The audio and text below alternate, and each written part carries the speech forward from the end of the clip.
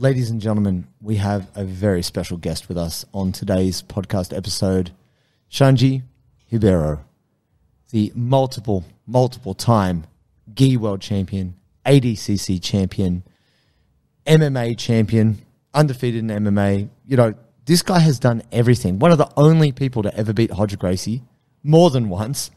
Absolute world champion. Basically, the GOAT. If you don't know who he is, you're going to get exposed to amazing insights on the history of jiu-jitsu, what it took coming up in the late 90s, early 2000s, and an insight into what it is to be one of the true greats of all time in Brazilian jiu-jitsu. Ladies and gentlemen, get excited. Here comes XANDE. Yes. Like, we take the gi off to fight in their world. Yeah. They never put the gi on to fight in our world. Ah, yes. But this is good. Right. Hold that, man. Hold that. We're gonna get in that. But then I just go like this. Why don't you just fucking fight? Yeah. Well, like fight? Yeah. Like back in the day. Like just throw punches. Like when Luta Livre told Jiu-Jitsu, "Oh, we're better than you," that wasn't grappling. We fight because once you get punched in the face, you're not a black belt anymore. So how did that go down? What was that like, the Jiu-Jitsu versus Luta Livre thing? How did that play out? That was dangerous because no one was safe. Because like if you wear like a Jiu-Jitsu shirt and like see how you just eye contact, they'd be like, "What? You think Jiu-Jitsu is better?" Like literally that was the line. I say, "Why are you saying that?" "Oh, you're looking at me like you better than me." I'm like, "Fuck, I am." And then boom. Dang. And this was just like, this is mostly in Rio? No, it's expelled, especially Manaus. Manaus was a copycat of Rio. Yep. So whatever they did, because Manaus had a big Luta Livre influence as well. So everything that happened with like Hugo Duarte and those guys and Hickson in Rio, it spilled to Manaus. And even my school there, they had like a challenge. They had like actual like closed doors, like no time limit fist fight. Like 8 of our guys versus 8 of their guys. One-on-one or just the group versus group? One-on-one. Okay. That would be... And then that'd be Russian if they did that. Yeah, might as well just fight in the street. Wow. In that situation, we're going deep here straight away, but let's go with it. How much jiu-jitsu are you using versus, and I say jiu-jitsu in the way that we know it now, in the way that it's popular, you know, ground fighting, that sort of thing, versus strikes, kicks, stomps, that kind of stuff? Was very basic, you know, like if the guy had a little bit more boxing, maybe he had an advantage, but it was a lot like very raw. Like it's just like jab, cross, hook, big overhands, stomping, you know what I mean? The crazy kicks wasn't really technical at all. You know, like I said, if someone knew a little bit more of like kickboxing, maybe he had an advantage, but the whole idea was like they really clinch right away. Sometimes it would just scrap, you know, it was more like that like wild scrap style versus like kind of like, you know, the name of the guy that died? That he did like backyard fighting. Like Kimbo. Yeah, it was pretty much like that. Yeah. With ground. You Did know? the Luta Livre guys have grappling? Like, well, Luta Livre is no-gi grappling. Right. You know? But I didn't, excuse my ignorance on that. Like they were doing striking a lot as well, no? Like the Luta Livre in Brazil is just pretty much what you consider right now 10 Planet, New Wave. You know, that's pretty much what it is. Right. And they... it's called Bruno Silla, like was their school over there, and so pretty much they just grapple. They did like that. I think at the time they were our representatives of like Olympic wrestling, Right.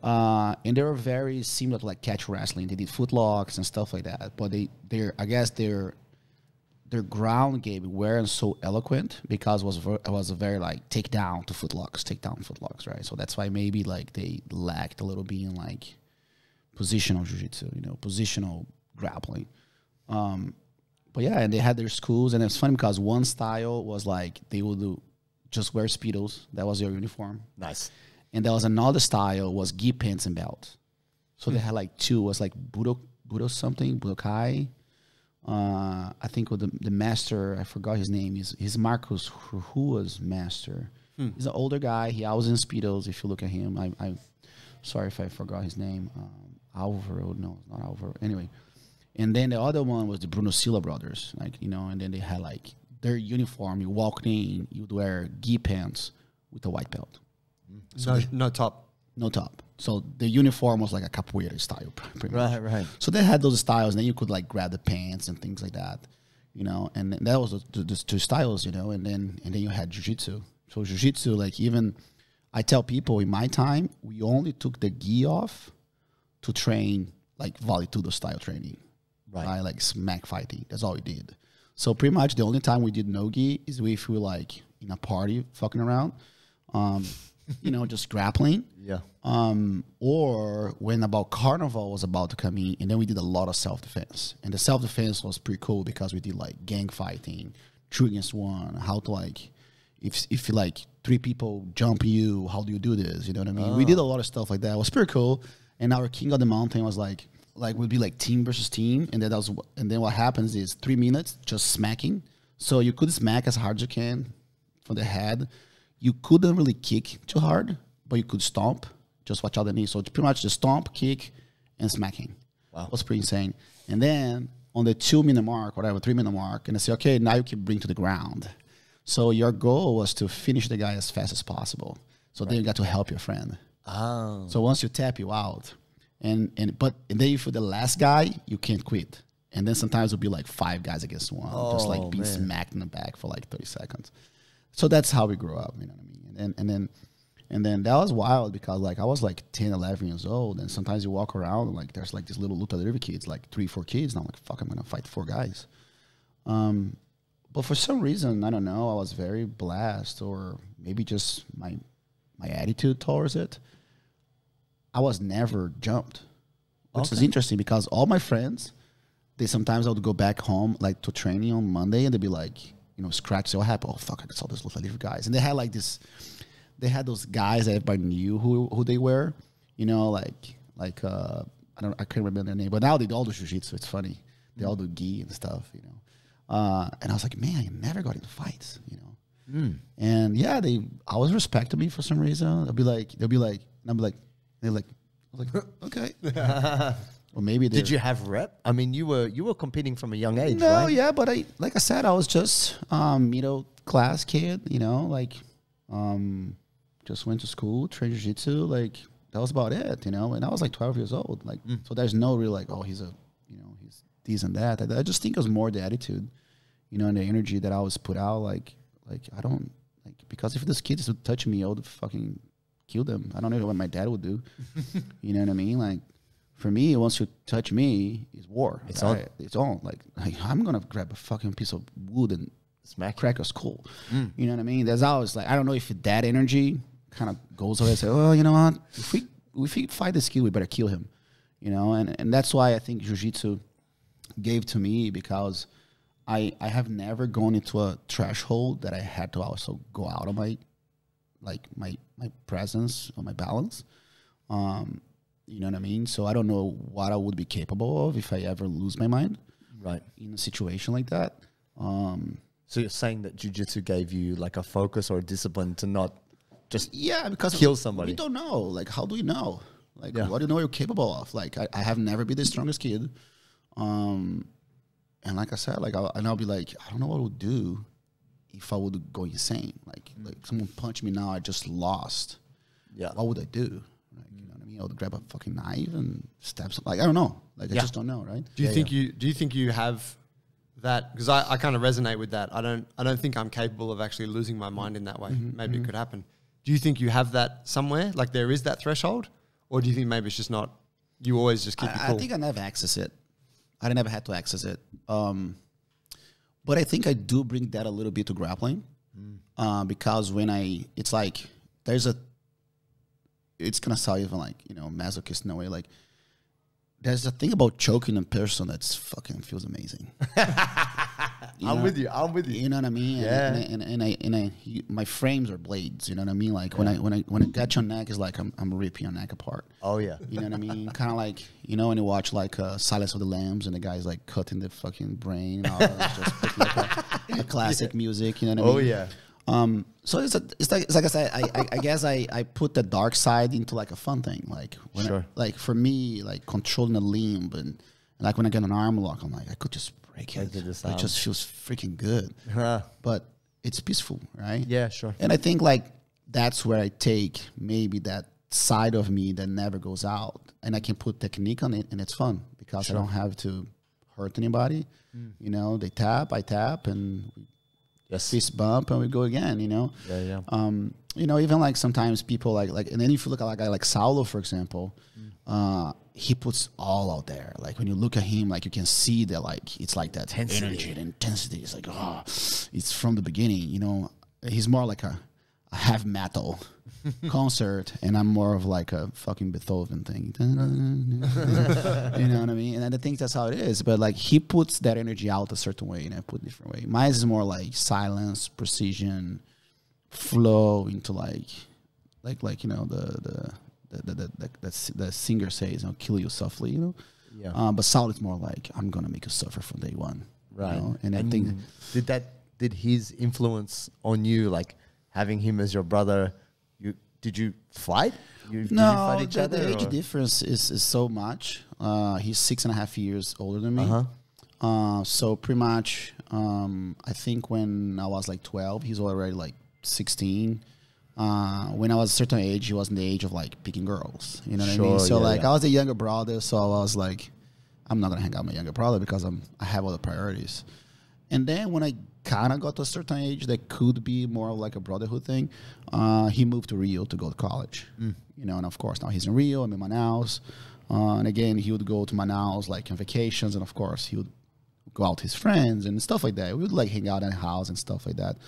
So I think for me, like my brother's energy, it's almost like there's nothing worse than that. Meaning in a way that like I'm fighting the most vicious guy in the world, and he's super technical too. You know what I mean? Like he's very intense. He's very like he knows like he eats you. His eyes just eats your soul. So because I was just used to that, and because he's my family, he's my brother, for me it was very like I got used to it. So like nothing really fazed me. You know what I mean? So like, and I would watch him change into like, it's almost like the good cop and bad cop, but the real bad cop is the good cop. Because the good cop knows the bad cop is bad, and he doesn't do anything about it. Sure. So I'll just appreciate seeing the transformation. I felt like I had a joystick. Okay, that's what's going to happen now. Boom, magic wand, bam. Eyesight, boom. Impersonation, boom. Now he's going to take the guy down, boom. You know what I mean? So I just got used to it. So that's why, like, even when I, like, even like in the world today, or you know, fighting, nothing really bugged me because I had that, you know, amazing person by me, training me and putting a lot of pressure, training me. He never did like, it was tough love, you know what I mean? And I knew he was getting me ready for something greater than myself, and I never understood why, you know. And then, you know, when you fight guys like Roger, you know, and the whole gymnasium, just like, he's just gonna fuck you up and beat you up. And now, like, no, I have the best brother in the world, and he got me ready for this, and I'm gonna beat this guy.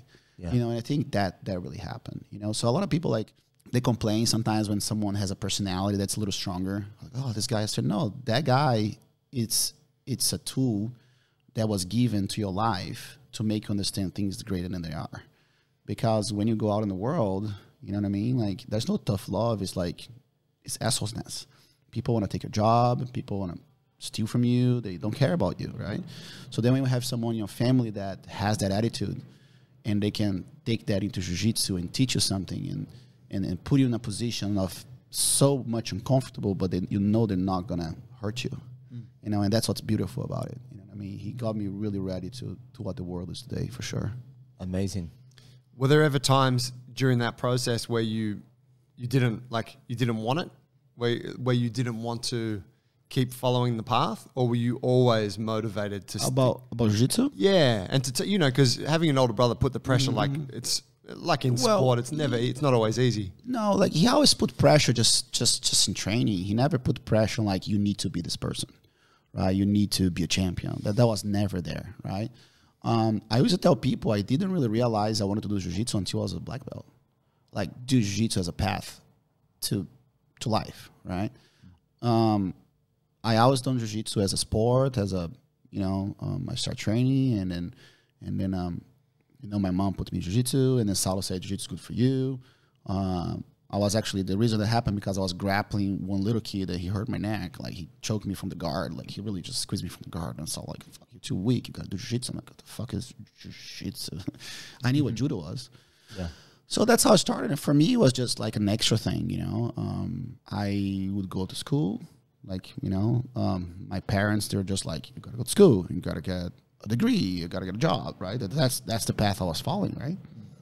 So, yeah, and then that's all I did. And then competition just was more like, let's go do it. Like, the team would do it.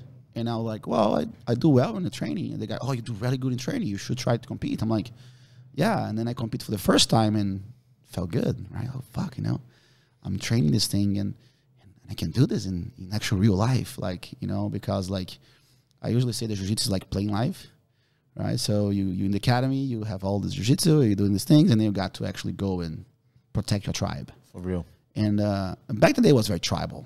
Nowadays, it's a sport. Back in the day, it was tribal. Like, if they beat you, like, we beat you, you know what I mean?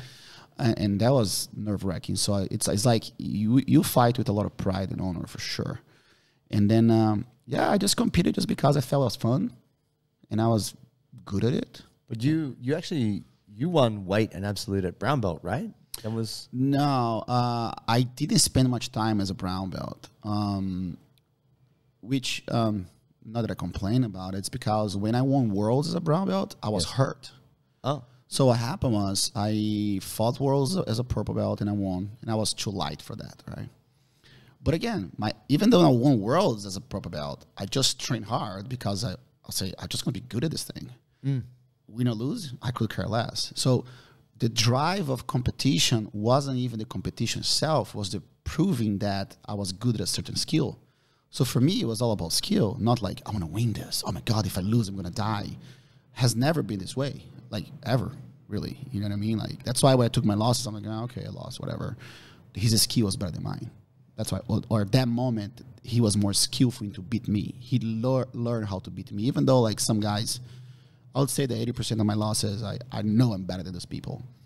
But he was better at beating me at that moment, right? So, but I was too light for absolutes, right?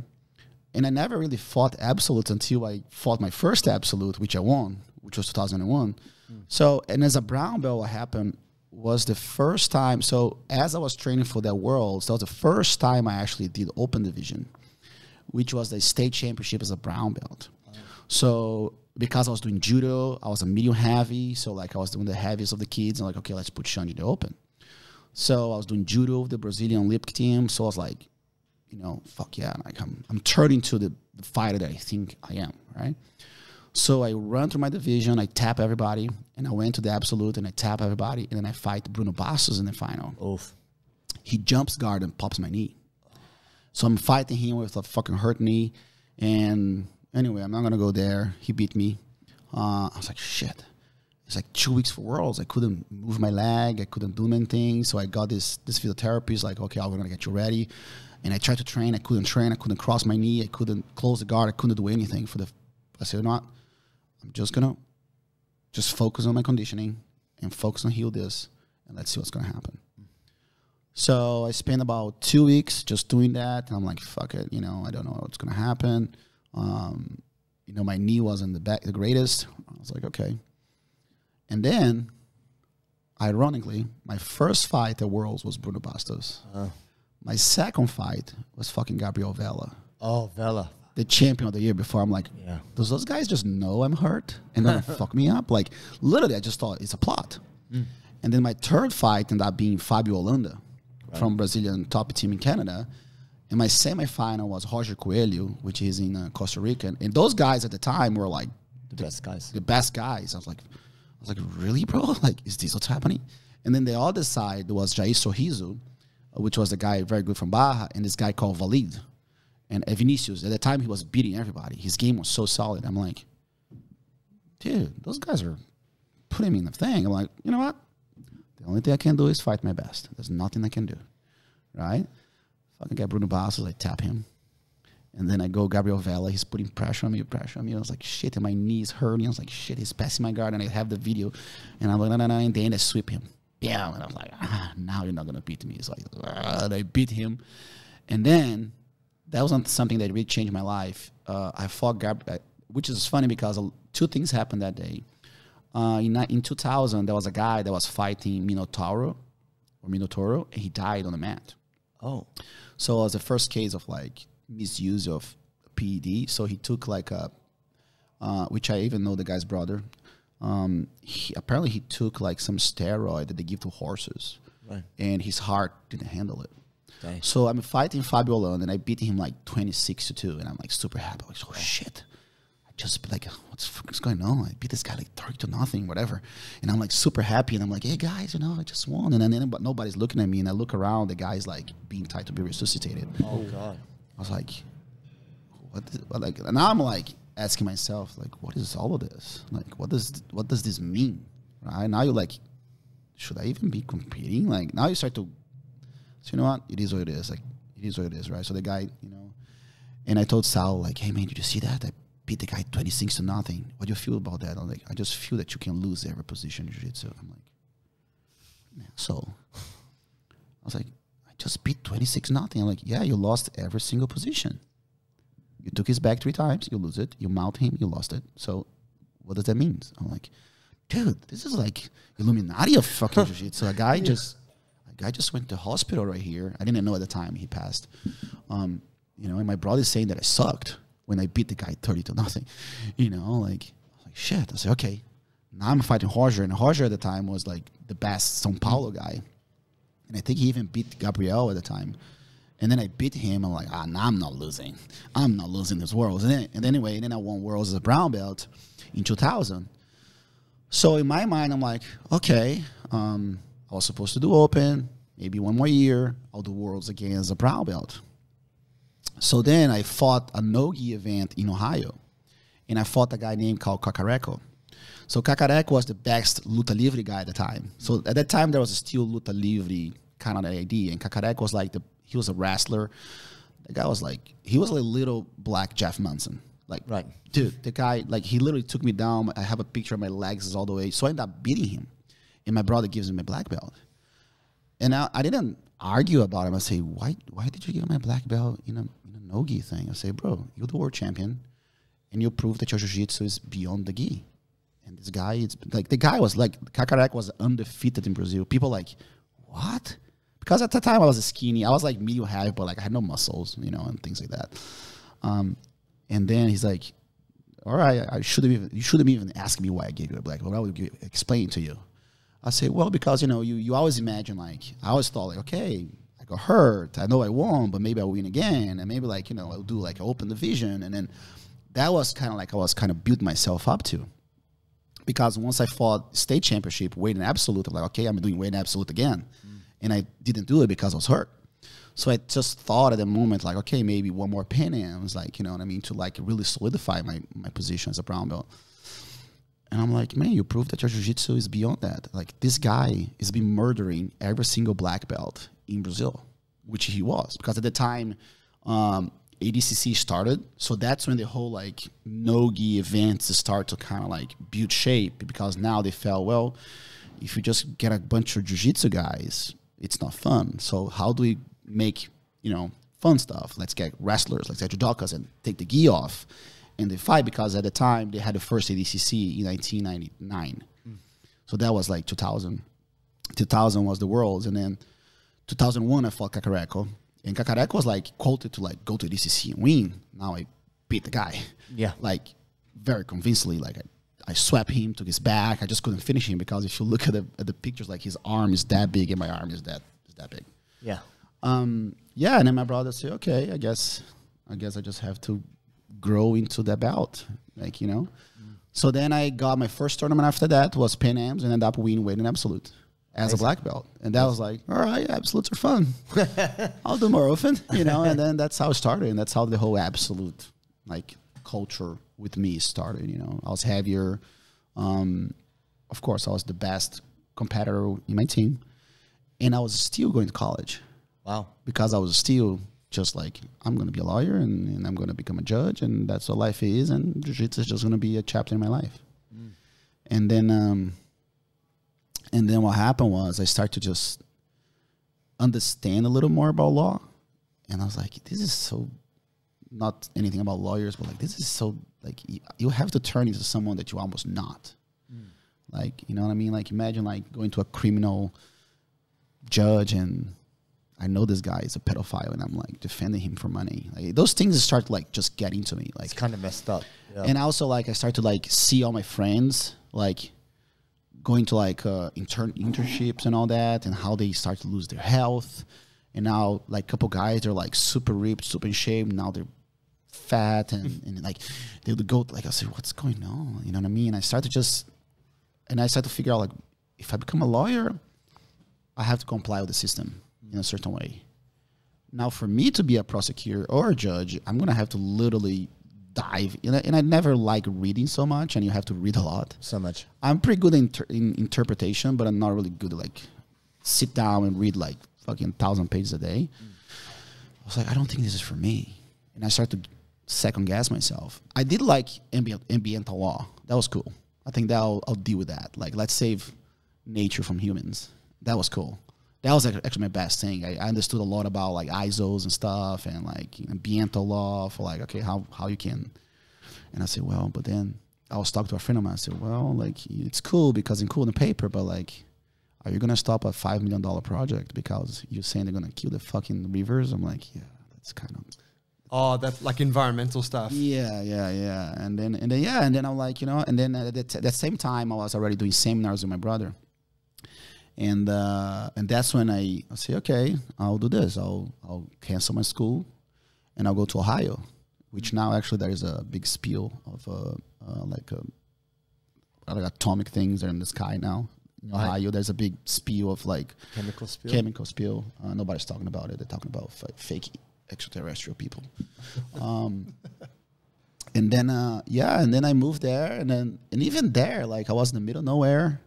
You were there 5 years in Ohio? Yeah, I spent about total. Well, because what happened was I moved to Ohio in 2002. That's when I say I love this.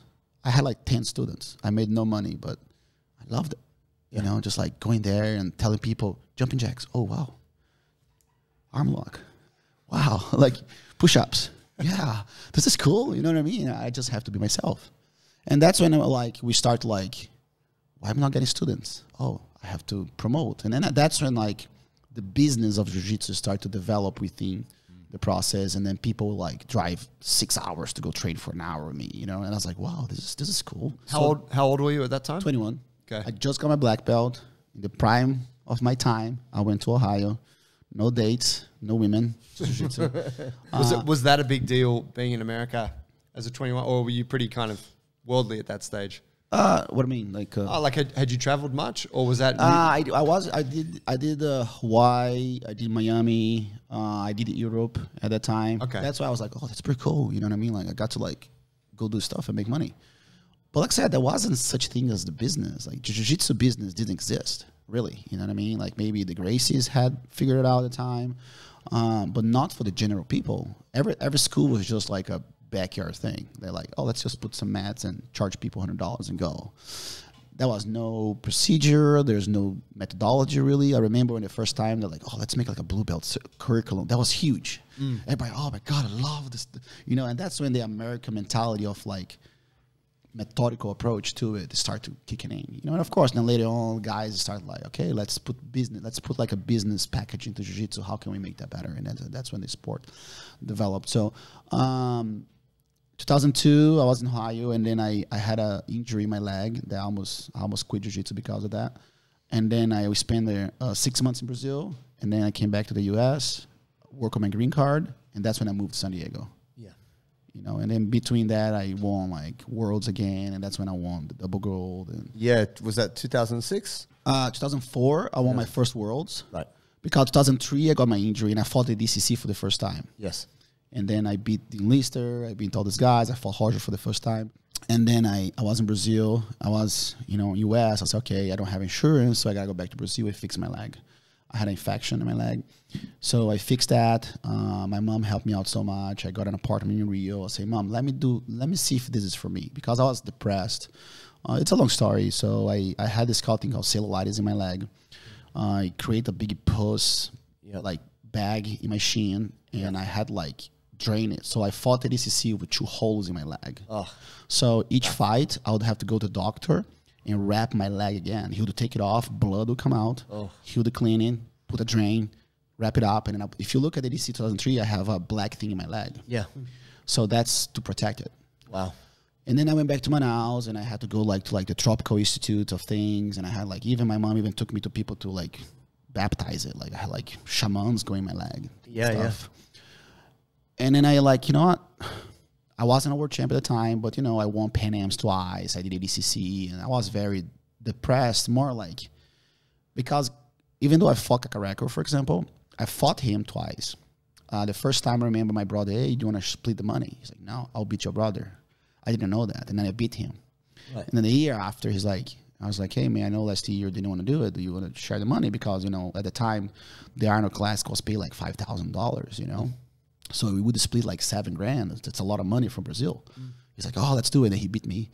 And then on the way to ADCC, because I just thought we built a little relationship. I was like, okay, because you can be in the final, I can be in the final. What do you want to do? It's like, oh, maybe we can split the money again. I'm like, I'm fine.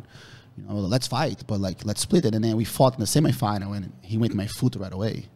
And then I found out he was telling people I don't give a fuck if Sean's hurt. If he's here hurt, I'm gonna go for it anyway. But he paid his karma because he lost the final. He could be the best of that year because he lost the final of the absolute to Dean Lister in a heel hook. And I beat Dean Lister that year. So if you look at 2003, Kakareko lost both finals. And I say, that's your karma, bitch. Anyway, and then I asked myself, I told my parents, hey, let me try. Help me out. I'll go to Rio. I'll live the athlete life for 6 months, and I'll see if it's for me. If not, I'll just go back and I'll do what you want. They're like, okay, deal. I said, okay, I never got a car, so give me the money of the car so I can pay my rent for 6 months. So my mom helped me out, and right in the first tournament, I won the first tournament that I was there, and I won the second tournament, and then I won Pan Ams right away, and then I fought the Brasileiro with Marcelo Garcia. Oh, yeah. And I double gold on that one. I'm like, holy shit, man, I can make this. Doing it. And then I fought the Open. That's when I lost to Jacare. I remember that match, man. Which I didn't lose, but it's okay. Yeah, that was a little bullshit. And I'm like, fuck, dude, now I can be the champion. And the best guy in my division was Jefferson. And Jefferson had won 2002 and 2003. Right. And I beat him in nationals. I was like, I can do this, So I did the Open. I beat Verdun that year. I beat a lot of big names. I'm like, holy shit, it's really happening. The little Rocky Balboa story. And then I ended up winning my division. I was like, yes. And then of course, after the Worlds is done, now you're like, there's nothing else going on in Brazil, And then my mom so what you feel? You're a world champion now. What do you want to do? I'm like, I think I want to go back, and now I'm a black belt. I'm a world champion. I think, at a time, Saulo had separated from his wife, so I went to Brazil, and then he went back and took my place in the gym, and the gym was bigger, and he's like, hey man, I got this other school, maybe we can do this. I was like, and I told mom, I said, hey mom, I'm a world champion. The deal was, if I feel that this is for me, I would not go back to school. And she's like, all right, if you think that's what it is, but remember, man, you don't have a diploma, you don't have this and not that. I'm like, mom, I'm signing diplomas now. You know what I mean? It's a different story. And I had to explain to her, look, I don't know where this is going to go, but look at the things that we have. We have 30 schools under us. Yeah. You know what I mean? We make a little bit of money. You know what I mean? Look at the places that I have been. You know what I mean? Look at the things that's happening. And she's still the day even still doubting on you. It's still because they had that thing you need a diploma, right? Yes. Oh, my kid doesn't have a diploma. You know what I mean? So there's always that little idea. So yeah, and then I was in Brazil, and then there was nothing else happening really, and I went back and I did some seminars. I'm like, okay, I'm just gonna get rid of my stuff and go back to America. And I went back to America, and then we found a lawyer, and that's how everything happened. And then I came back to fight the World Cup, and I beat Jacare, I beat Margarita in that tournament. I remember I got that. My old coach, Dan Cherubin, he gave me the VHS tape of that. Oh, okay. Yeah. Back when Margarita was doing the the circle around. Yeah, and I beat that was a great tournament, man. Yeah, that's 8 fights in one day. Whoa. Yeah, and then I did Worlds, and that's when I lost to Roger. That guy. Yeah, that fucking guy. He passed my guard for the last time. Yeah, and that's after that, it's just history, you know. And then I told myself, I have to do this. Like, I have to like try to be the best in the world. Yeah. And I did my visa. And then even like 2 weeks before, I had everything paid for, and my visa would not come in. Oh. And I'm training, and then I was stressed, and Saulo said, let's go to Hawaii. At least it gets a little out of your mind. So I went to Hawaii, started training there. There's even like a little thing called Road to a Championship. It's a little video that I have. So it's super fun. It's more like a musical than anything. Yeah, and then one day I'm like, oh, fuck me, you know what? I'm just not going to go. I bought a bottle of wine. Time to quit everything. And then I opened my mailbox, and here goes my authorization trip. I'm like, oh, fuck yeah. Amazing. Yeah, and then I went back to Brazil, and then I fought, and that's the year that I fought so there was a tournament right before Worlds. It's called Copo de Mundo Jiu-Jitsu, like a professional thing. And I won that. I won my division. I beat Braulio. Oh, so I was like, fuck, I beat Braulio. Like, I run over everybody. Yeah. And Braulio beat Margarita. Yeah. So that was a pretty cool tournament. And I beat André Galvão that year. I beat Braulio. I beat like a shitload of guys that year. It was a week before Worlds. That year, I think I did like 16 fights. Wow. In 2 weekends. Wow. And I got to finish like 12 of them. Amazing. And then, and ended up losing to Pé de Pano. I was like, fuck. And then Pé de Pano lost to Napão that year, right? And then it was a week before. I'm like, I'm just going to rest this week. And boom. And then, fair enough, 2006 comes in. I beat the first guy. I beat the second guy. I'm feeling super good. And then Braulio loses to Cyborg. And I fought Cyborg the day before. I was like, I can fucking just murder Cyborg. So then I fought Cyborg. He pulls guard. Like, he pulls deep half. And I just kind of cross-facing him, pass his guard, mount, and choke him. I'm like, fuck, I'm in the final with Roger now. You know, and then I say, okay, now I have to go to my division. I have to go nice about it. And I think I tap everybody in my division. And then I'll say, okay, Roger, 10 fucking minutes, dude. Let's go. 10 minutes, dude. I'm going to take it the fuck down. But yeah, and then I got to beat him, and I got to savor what it is to be the #1 in the world in Jiu-Jitsu. Amazing. And I figured out that means shit. Dang. Because, like... I've seen those tapes, though, but I've seen the tapes. Well, like... You on the podium, it looks like the holy grail, man. When I saw those tapes, I was a blue belt. And I'm like... These guys are gods. Yeah. Like, this is the epitome of everything. Well, what I talk about, like, means shit is because, first of all, it's not like today, right? Like, of course. People are only going to know I'm a champion 3 weeks after that, right? Right. So I don't get to save your sponsorships. I don't get to save your whatever that is. Even I tried to go into a club, they said I couldn't go in. And this guy, do you know who this guy is? I'm like, yeah, but you can't go in the club. I'm like, oh, it's okay. I'll just go over there. Like I said, like and then people be like, wow, you didn't not go to the club? If I was you, I'll just like put my hands on the guy's chest. I'm like, it's not me. It doesn't matter if I'm a champion. I'm still like a very educated man. Sure. If the guy says, hey, nobody's getting in, I'm like, okay, bro, I'll go somewhere else and I'll bring my business somewhere else. And I went to a little bar and then had a little beer. Next day, I had my acai and my ice cream and had lunch with my family, and then never changed. Nice. I was like, wow, that's pretty cool. And then I was like, this doesn't matter. I'm just the same person. I just want to go back, train, and eat my acai and drink my beer and then be with my family. It didn't really change anything inside of me. You know what I mean? Just, of course, I felt like... But that atmosphere... So, I mean, I saw the Art Suave tapes back in the day, and the highlights of, like, you and Roger, Jacare, Tedder, like, the Tijuca Tennis Club. Like, I remember just being like, tribal. This is the shit. The green and yellow mats, like, it gets so hyped on that atmosphere. You help build that legacy, right? Like, your wins, your fights, your wars is that era. Is that kind of 2000s, 2010. Like, that's when you're building the legend of your name and the sport. If you put it this way, 1997, that was my first Worlds. I was a blue belt. I was a juvenile, and I fought adult. And the podium was Tererê, Rodrigo Pinheiro, and me. And Otávio Simões, another Gracie Barra legend at the time. you know, tereré. Like, Yeah. fucking man. Yeah. You know, that guy was above and beyond. That guy was like the Albert Einstein. Nobody knew about it already. You know what I mean? Everything that we do today is a copy of what he did. Like the same thing, if you look at the no-gi world today, is whatever Marcelo was doing. You know, so everything, the technology was there. We just didn't know. Yeah. You know, so like I said, 1997, Saulo is fighting Nino, and you have like Fabio Orlando, like Murilo Bustamante, and all those guys. I was like, wow, I'm the same match of those guys. And then in 1998, I lost my first match, and then 99 I got to win. You know, like now they're like the Ribeiro brothers. It was the first like Ribeiro brothers thing because we both won. You know what I mean? And like I said, I'm very, like I said, I always tell people like whatever I see where jiu-jitsu is today. I even did a seminar yesterday. I was like, man, like I was like, guys, do you know, like the first seminar your teacher went was my seminar 16 years ago, and just for me, he was just a white belt going to my seminar, and now he owns a huge school with 200 students, and I got to be here teach you guys. For me, this is my world championship, because in a way, not to say that it's my fault, but like if I can go somewhere and say something that someone like, man, this is kind of cool. Like I like the way jiu-jitsu is because of that guy.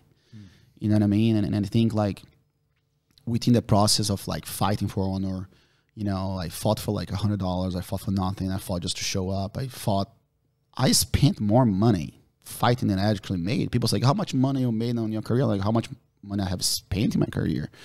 You know what I mean? Because that's the things that I did. Because tournaments back in the day, they gave like what, $1,000? That's how much you're spending food. You know, real athlete food, you know, supplementation. Yeah. And there was like no really sponsors and stuff like that, because I never really accepted sponsorships that were shitty. Like, oh, I'll pay I pay your registration. No. Yeah. If you cannot do something professional, I'd rather not have a brand. Yeah. So it has always been this way. You know, and like I said, like I'm part of a history. I closed down Brazil because 2006 was the last World Championship. So that I can take with me. I have the key of Rio de Janeiro. Nice. On that sense, you know, I was the underdog, and like that feeling, it's unbelievable. So like I said, a lot of chapters within the process, I was part of it. And then of course, in 07 Worlds went to the pyramid and up losing, but I still won my division. And then 2008, I think, was the last year there was like big rivalry where, like, you know, I told people to shut up and I told the Gracie Barra to fuck off. And then after that, it became more of a sport. I think like 2008, Roger and I think, was the last time there was more of like a bitter rivalry. Beef, yeah. I haven't ever anything against Roger. Like, I love Roger. You know, he's my favorite. Like, I tell people who's the GOAT, it's always going to be Roger. You know, you can't deny that. No, but of course, I'm not disagreeing with you to disagree with you, but in full respect to you, you're the longevity of your career. You have fought more than any other competitor in the ADCC history. Yeah, you probably have more world championship medals than anybody. Well, like not just gold, silver, bronze, everything. There's a lot. I don't know. Maybe Roger has a few. Buchecha, you know, Buchecha. No, but I mean, it's career, lifespan. It's categorized. The list well, is there, if you like, of course, if you look at this, I mean, like I said, it's my. So I'm going to say, my career. You are also a GOAT. You can't. Thank you. You can't take that away from yourself. Yeah, I'm just talking as a fan, you know. Sure. Me too. Like I said, it's about skill, right? Like I was able to beat him, you know. But like I said, I was only the one. Like I said, with the gi, I beat him more time than he beat me, and I was the last person to ever beat him. You know what I mean? But I beat him in drinking. You can be proud of that. He always passes out when he's around me. But like, like even the ADCC, you know, like my history, my no-gi history is with ADCC because I never fought anything else but ADCC. My first ever no-gi event was ADCC trials, and Arona won the division. You know what I mean? Yeah. And then I did another trial. I lost to Travis Luter. I was able to do the American. At the time, they didn't care. So I knew the guys, hey, I want to do the trials. I'm in America now. So I did the trials, and I lost to Travis Luter. And then Luter fought my brother. My brother beat him. Yes. And then I beat Jeff Munson. That's like, okay, let's just invite the kid. So that's pretty much my whole career with ADCC. That's why I have so much, because I only fought ADCC. And I always fought open because my brother was kind of light for that. And I was fighting the 99 kilo division. So that's why. So I got to experience that a lot. they pissed me off too, because a lot of fights that I thought I won, they gave to the other guy. Decisions. But that's okay, you know. It is what it is. Like even in DCC, like when Mo talks about like, hey, because of Shanji, I'm doing because we had a conversation one time like, hey, you know, like, oh, how do you feel? I'm like, I feel this is a backyard wrestling tournament. So what do you mean? I say, you talk about prestigious. This is not prestigious. Like literally, look at the. I told him. I even pointed him. I said, look at the podium. There's a silver tape holding the banner. Like, I see those things. He's like, I'll make the best thing ever. I'm like, I'm with you. Whatever you need, I'm there with you. And I retire on it. And that's what's beautiful. You know what I mean? And that's why, like, I gave what I have to do. Like we were talking about, like when we were champion, and I'm teaching a seminar. Like, makes me feel a little old sometimes. That like guys like, oh, you know, the guy's like 50 years old. Oh yeah, I have a school. I saw you. I did a seminar. I was a blue belt. I was like, cool, you know. And for me, this is what jiu-jitsu is about, right? This is what, like I said, when I won the world, like I'm the fucking Kelly Slater of jiu-jitsu. But then I come to Australia and people can't come to my seminar because the teacher says you're not supposed to go there. He's not from your gym. And then I go to Japan and there's like 3 guys in my seminar because they don't support other people. You know what I mean? I was like, it doesn't matter if you can be the number 1 in the world. People are still going to say, don't go support this because they're not from your gym. They're not from this and stuff like that. So, can I ask a question on that? Yeah. There's a lot of politics in jiu-jitsu worldwide, but in Australia, there's always been a lot. It's a small town in terms of its jiu-jitsu culture here, I'd say. And, you know, we had a little chat before the show and you kind of said a couple of things that just expressed that you really don't give a shit about any of that. It's not about affiliations or whatever. But a lot of those politics here are associated with old school jiu-jitsu. And it's like pride in your academy and you only, you know, you stick with them no matter what kind of thing. You come from the old school, but don't have that same thing. Can you talk on that? Because like for me,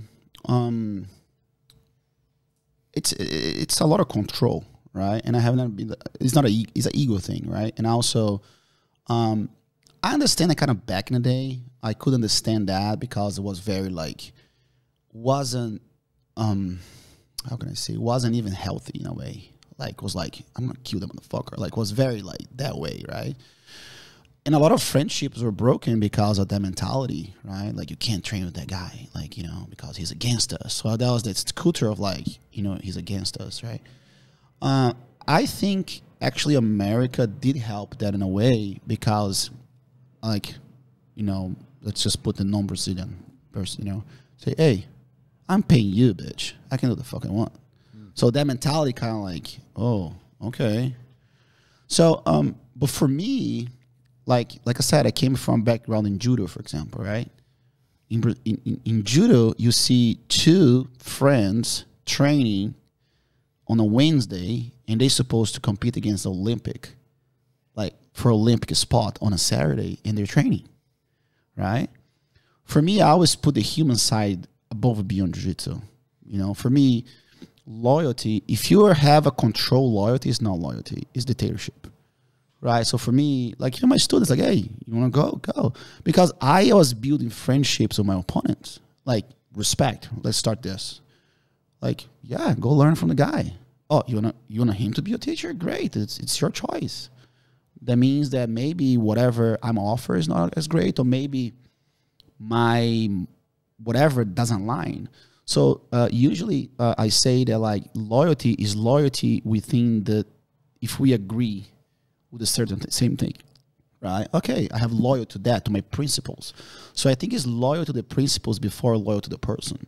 So as long as like my principles align with your principles, I think loyalty will be there. And I cannot control that loyalty through like, you're my black belt, you can go anywhere. You know what I mean? I tell my students, hey, you want to learn from someone else? Go. Like, do you want me to tell you who you're going to learn from? I even do that because I think that's important. Of course, you have a team, you represent your team. I think that's super important. That's like the number 1, right? Because that's your choice to be there, right? And that's why I never had a problem. Like, my students, like, they can go wherever they want. I actually tell them, I said, look, if you're going to go there, you're representing me. You're representing Six Blades. Be respectful. Trim your nails. Have a you know, clean gi.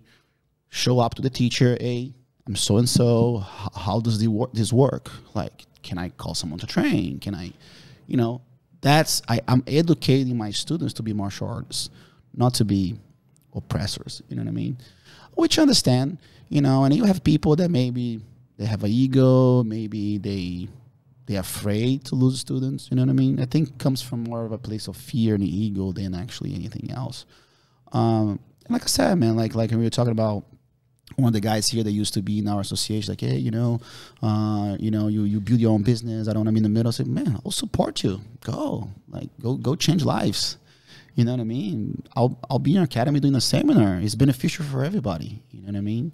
And like I said, man, like I can imagine that. Like the guy, my students see me having a beer with Romulo Barral, but I tell him, you cannot go train with Romulo. It makes no sense. It's so hypocritical. So I think for me it becomes very hypocritical. And like I said, I rather have a pure loyalty to principles than a forced loyalty because you owe me something or I owe you something. And then for me, it's all fake.